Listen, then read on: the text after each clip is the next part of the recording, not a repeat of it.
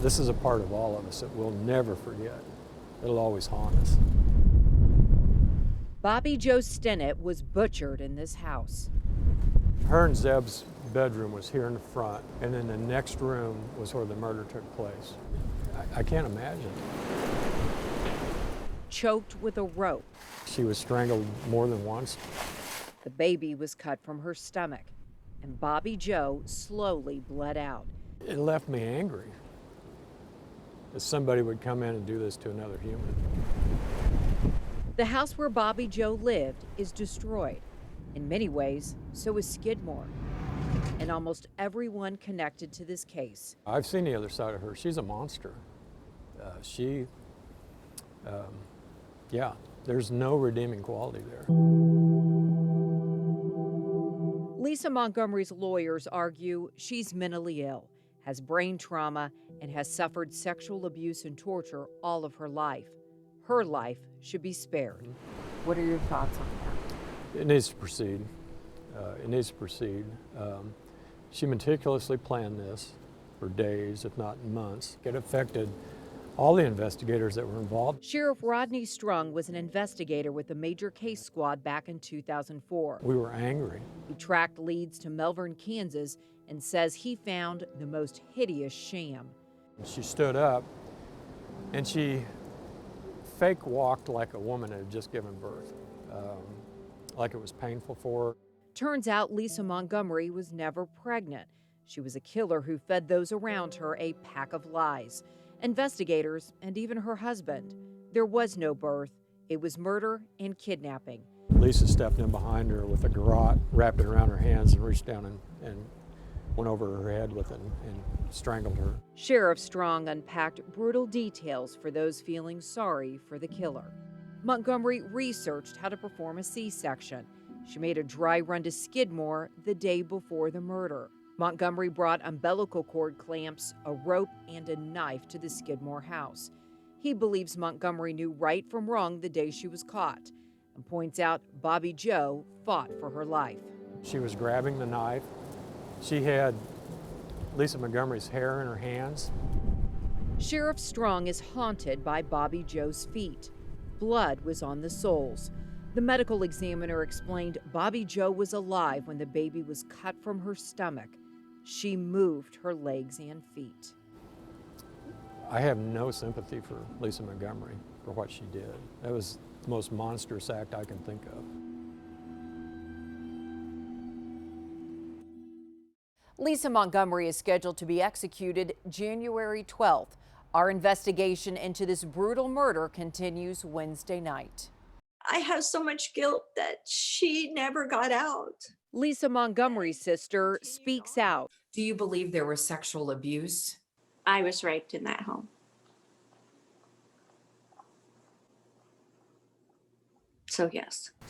New details and jarring reports. We trace the path of a killer.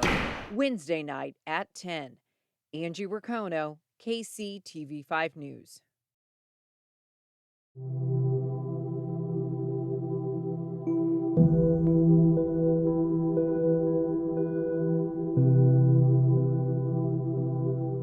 I am heartbroken over this. I'm telling you, I'm heartbroken. Meet Diane Mattingly. She's Lisa Montgomery's sister. Montgomery is convicted of strangling a young mother and then cutting her baby from her stomach, then pretending it was her own. She's scheduled to die by federal execution, the first woman in 67 years. She should have never been put on death row. Diane and other advocates say Lisa Montgomery was brutally tortured throughout her life, beaten, raped, and neglected. Lisa was broken. She was completely broken from all of it. So when I look at everything that they say about her, you can see it step by step where they broke her down. Diane swears it's true. She survived it before being removed from the home at 8 years old. Do you believe there was sexual abuse?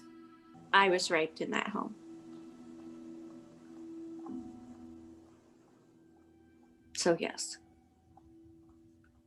Court exhibits now feature Lisa's childhood moments, marking her passage of times. This is the age she first remembers being sexually assaulted. It was in a cornfield. She'd grow up being beaten and raped by her stepfather and his friends, according to court documents, then trafficked by her own mother. Lawyers and doctors argue her life was fractured any way you view it. She lived in 61 homes in 34 years. What happens to that child? She went beyond punishment. Diane says you can't imagine what happened as punishment. The brutal cold showers, being stripped. She would strip me down naked, say I can't take nothing with me, and push me outside. It felt like forever. You couldn't trust that this was my home. Diane says she bears the scars. She can't be in small rooms with men. She can't eat onions. They trigger her to this day because that was a punishment that delighted her stepmonster. She got pleasure making me eat raw onions.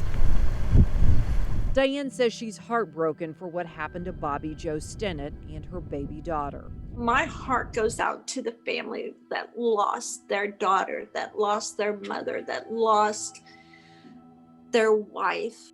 She understands Lisa should never be free, but she also can't understand the justice in her sister's death.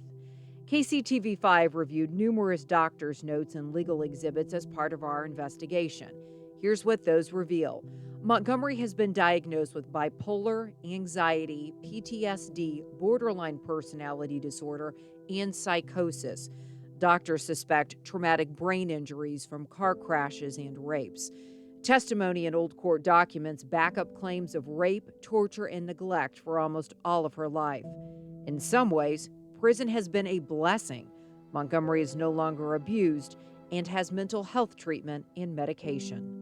I'm wanting President Trump to understand that she is broken. She's mental illness. She has been sexually abused her whole life.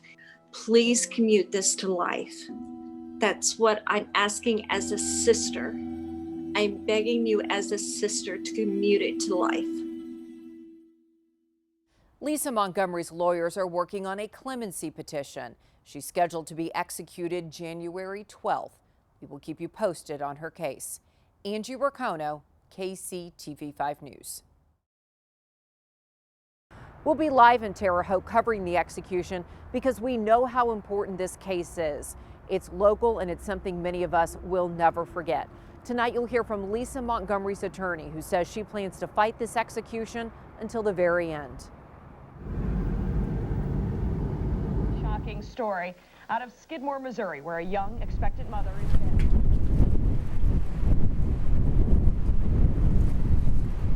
If someone had intervened and gotten her help, this would not have happened. Kelly Henry represents Lisa Montgomery, a woman painted as an evil monster who killed and kidnapped.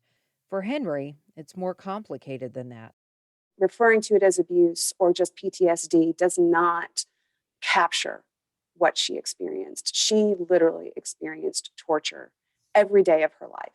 Henry pieced together what happened to Montgomery as a child and young adult. Much of it is even in old court records. She was raped by her stepfather. The judge chastised the mother, but didn't report it. DHS didn't do anything. Social services did not intervene. Lisa Montgomery was a top student for years. She suddenly needed special education classes. No one asked why. All of the opportunities there were to intervene, that's what makes this case all the more tragic. Henry is critical of the trial, which led to her client's death sentence. She says the courtroom openly discussed some of Montgomery's abuse, but the jury never heard about gang rapes, trafficking, and brain injuries. They were encouraged to ignore the abuse excuse. She was just faking. They even went so far as to put on an expert who suggested that she was a willing participant in her rapes as a child. The expert said perhaps she doesn't have post-traumatic stress disorder because she was a willing participant in being raped by her stepfather. Fetal abductions are rare. Henry says most lawyers understand a person must be deeply damaged and ill to do something like this. She emphasized how dozens of prosecutors are backing her fight for clemency. People who end up on death row end up not there for the worst crime or because they're the worst of the worst, but because they have the worst lawyers. With the execution looming, Montgomery is now falling apart. She's in isolation and on suicide watch. She's going to lose touch with reality. The drugs are just not going to be able to, keep her together. And she's already declining. Do you think she'll understand what's going on? I don't. I believe she's going to lose touch with reality, but we'll have to see. In the coming weeks, you'll hear a lot about Lisa Montgomery and why she shouldn't be executed. But it's important to remember how awful this crime was. You have a baby that never knew her mother, and today she turns 16. And there's a young father who was widowed. The family has asked for privacy, and we are honoring that request. Reporting in Kansas City, Angie Racono, KCTV5 News.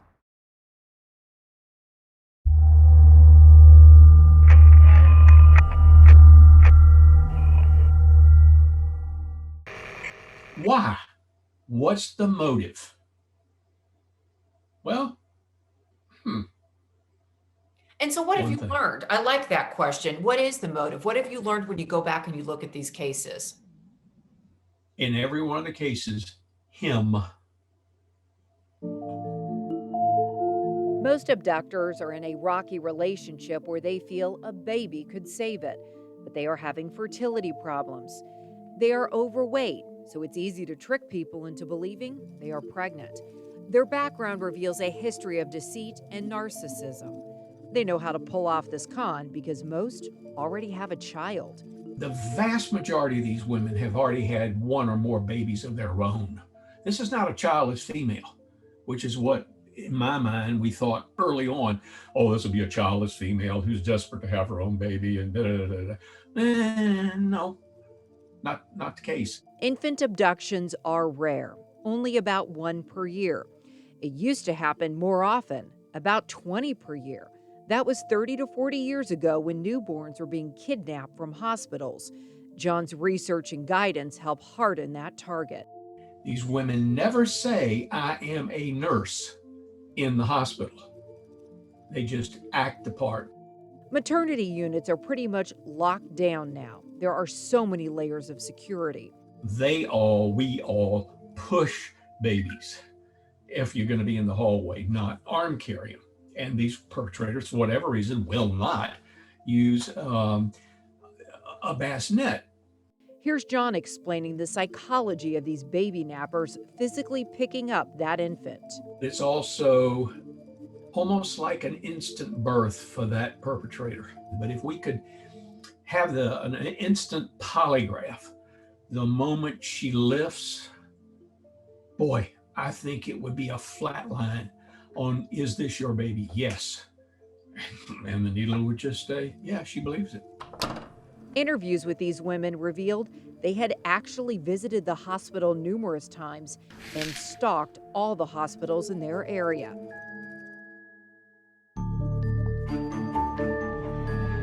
It's something we know happened in the Lisa Montgomery case. She made a dry run to Skidmore the day before she murdered Bobby Joe Stinnett and stole the baby. Do you think it's possible Lisa Montgomery had other targets, but maybe they didn't work out? I don't know that for a fact, but when I look at all of these cases, I'd almost bet on it. Wow. Montgomery fits the profile in other ways. She certainly had a fertility problem. She had a sterilization procedure done a decade earlier. She previously had children. Her planning was meticulous. Investigators say she researched how to perform a C-section and even bought clamps and a home birthing kit. All of the fetal abductors have little regard for the real mothers, but they never intentionally hurt the infants. The baby doesn't even have a scratch. What are the odds, I'm thinking, of doing a section on a woman, and it was like it was done by an expert? Wow. Fetal abductions are so incredibly rare. There appears to have been 25 of them in the last 40 years. As you can see from this map, most take place in the United States, but there have been fetal abductions in Brazil, Colombia, and South Africa. all of the abductors were caught. Some of the babies died, and almost all of the real mothers bled to death. The violent pretenders were all locked up. Only Lisa Montgomery has been sentenced to death. John and other researchers have interviewed convicted abductors, much like how the FBI interviews serial killers, to learn more. She's a real-time thinker, not a down-the-road planner. The women share similarities, but there are hundreds of thousands of women struggling in relationships and with fertility issues who don't murder, kidnap, and destroy lives. Why do you think that is? That was the disappointing part of the study that Dr. Burgess did for us, that I really thought there'd be something that would pop out, that,